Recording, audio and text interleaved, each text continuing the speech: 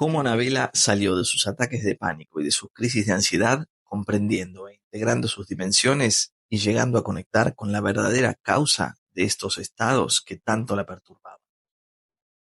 En este video quiero contarte un caso real de una persona real, de carne y hueso, por lo cual obviamente no voy a revelar su identidad, pero te voy a compartir algunos detalles de la experiencia terapéutica cuando estás parado sobre la verdadera posición de ayuda, integrado, plenamente consciente de la realidad sagrada de cada ser humano y cuando tenés las herramientas y los recursos necesarios para poder hacer un acompañamiento efectivo y que verdaderamente ayude a la persona a ayudarse a sí misma. Anabela es una mujer de unos 30 y tantos de años. Ella vino a mí en una consulta para trabajar sobre sus supuestos ataques de pánico y sus crisis de ansiedad. Hablamos un poco sobre cuáles eran esos síntomas, después, por supuesto, de hacer una introducción en su realidad actual, después de revisar su convivencia, después de revisar los momentos en los que esto sucedía y al mismo tiempo después de ver cuándo había comenzado con esta situación física. Ella hacía referencia a sensaciones de miedo, de tensión, temblores, sudoraciones y llegó también a desmayarse en varias oportunidades. Desde hace aproximadamente unos 6, 7 meses que ella viene con este estado. Automáticamente, cuando yo supe y contacté con esta información, yo tenía en mi cabeza el mapa perfectamente armado de cuáles eran las opciones más ajustadas a esta realidad en base a este conocimiento de las dimensiones de operación que tenemos como seres humanos.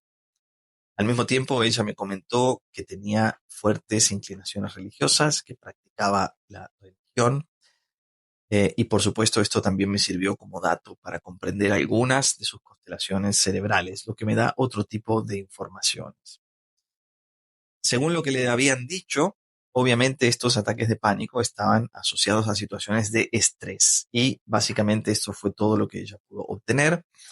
accediendo a una medicación para relajar estos estados de ansiedad,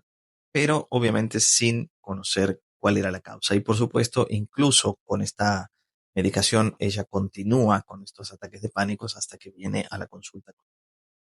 En este momento, obviamente, hacemos foco en situaciones muy particulares. Yo me apoyé básicamente en su situación actual y en este estado de ansiedad generalizada, más este desmayo como un dato importante para comenzar la indagación y la investigación. Por supuesto que le expliqué que los ataques de pánico no tienen que ver con el estrés, justamente es al contrario, los ataques de pánico tienen que ver con una situación de distrés, es decir, que aparecen cuando nos relajamos de algo. Aparecen cuando estamos muy tranquilos y relajados, cuando estamos distendidos en casa. En este momento viene como una ola de sensaciones y automáticamente yo siento todo este tipo de sensaciones físicas, taquicardia, aceleración del ritmo cardíaco, en este caso, sudoración, miedo, tensión y a veces algunas otras combinaciones de percepciones. Esto es llamado ataque de pánico, pero en realidad lo que nosotros tenemos que contemplar es que el ataque de pánico es el resultado de una crisis, de una epicrisis, de un momento muy particular dentro de un programa biológico que tiene como finalidad hacer de descarga de la tensión. Por eso es que se trata de un momento particular dentro de la curva biológica, dentro de la distensión.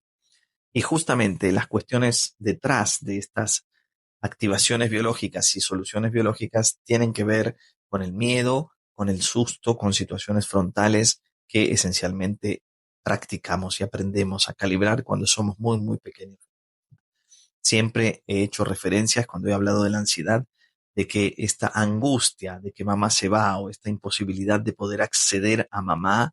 en relación al contacto y al afecto son esenciales para un estado ansioso. Por lo tanto, me apoyé en esta cuestión biológica de base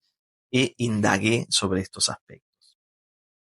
Finalmente, lo que pudimos ver también es que ella empezó con estas situaciones después de haber tomado contacto con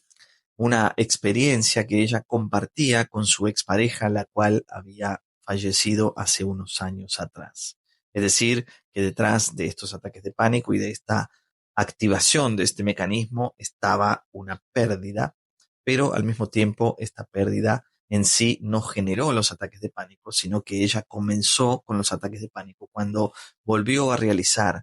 una actividad que ella realizaba frecuentemente con su esposo, a quien además había conocido en el ámbito de esta actividad religiosa. Aquí entonces vamos a hacer un pequeño paréntesis para comentar que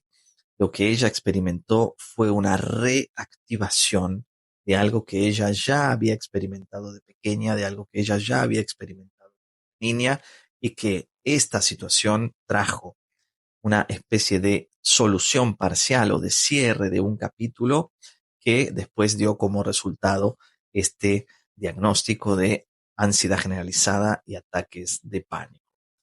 Simplemente me ocupé del principio, como se debe hacer en todos los casos. Entonces, en su historia estaba una madre con mucha angustia, con mucha tensión y con bastante violencia, donde esta mujer de niña había tenido que además ocuparse de ser la madre de sus hermanos que eran más pequeños que ella y también hacer un poco de escudo entre la violencia de la madre y sus hermanos como blanco u objetivo de esta violencia. Por lo tanto, ella había tenido que conectarse con un rol que no era el suyo, había perdido su inocencia saltando etapas porque había tenido que ocuparse de ser madre de sus hermanos y al mismo tiempo había perdido el contacto con su madre porque ella estaba a la par de su madre, no estaba debajo de su madre, en términos sistémicos. Aquí es donde se integran las dimensiones. Además de la biología, tenemos la dimensión sistémica, la dimensión vincular y por supuesto todo lo que tiene que ver con el mundo emocional de una niña pequeña que no puede discernir, que no puede darse cuenta, simplemente puede reaccionar. Esta angustia y este dolor estaban apoyados sobre esta sensación de que mamá estaba más en conexión con la muerte que con la vida. Por lo tanto, nuestro enfoque, nuestro trabajo fundamental fue dirigido directamente a reorganizar y volver a poner orden en este vínculo materno-filial. Esta fue la primera cosa. En base a este trabajo, con un pequeño ejercicio de reordenamiento y de reconciliación, al mismo tiempo de reestructuración del vínculo, ella, después de 2 meses, cuando volvió a la segunda consulta conmigo, no había tenido ni un solo ataque más de pánico, ni una sola crisis de ansiedad. Se sentía perfectamente bien, estaba muy contenta, estaba muy tranquila y por supuesto había reestructurado su conexión con esta mujer que le dio la vida y había cambiado su manera de relacionarse con la realidad en base a ocupar ahora un lugar de fuerza. A esto le podemos llamar cambiar el pasado. En realidad se cambió la conexión entre su manera de relacionarse en la imagen interna con su madre y lo que realmente podía ella mover era esta imagen interna y este vínculo que mantenía en secreto mientras estaba en distancia y en tensión siempre con su madre. Trabajando sobre este aspecto, esencialmente encontré, por supuesto, el punto de partida de esta situación, porque además, considerando el hecho del desmayo en su caso particular, el desmayo también es una crisis de ausencia, que es la epicrisis o que es el momento de tensión en medio de la reparación de una sensación de separación, de ruptura de contacto. Por lo tanto, a través de esta experiencia en relación a su historia con la pérdida de su pareja y esta solución que ella hizo de este duelo en suspenso, ella liberó, por supuesto, también parte de esta sensación de angustia y de pérdida de su mamá por el simple hecho de no poder estar en el lugar de ser su pequeña hija. Esta es una historia verdadera, es un caso realmente muy, muy valioso para compartir y nos ayuda a comprender el funcionamiento de la biología en base a nuestra calibración emocional, al origen y, por supuesto, cómo nos movemos en relación a nuestros referentes, esencialmente a nuestros padres, que son los que le dan a nuestra manera de percibir el mundo las cualidades y los condicionamientos necesarios para que nosotros seamos aquellos que somos. Por eso, cuando alguien que está en el rol de terapeuta no conoce estas dimensiones y no integra estas partes, deja pedazos de esta persona afuera y la solución, la sanación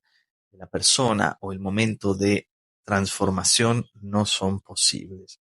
Por supuesto, también este condimento religioso estaba también conectado a su sensación de no poder estar en conexión con su grupo, de estar un poco en suspenso y en el aire en relación a su identidad y a su sentido de pertenencia, lo que crea un cambio de comportamiento que da como resultado una constelación cerebral,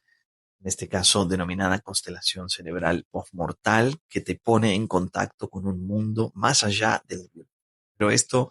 es para otro capítulo, lo vamos a explicar en algún otro video. Aquí solamente quería compartirte este caso de éxito cuando un terapeuta verdaderamente tiene los recursos y las herramientas para hacer el acompañamiento sensato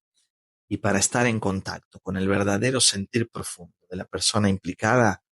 es un francotirador espiritual desde el punto de vista de dar en el centro y de que rápidamente acontezcan estos cambios y esta transformación,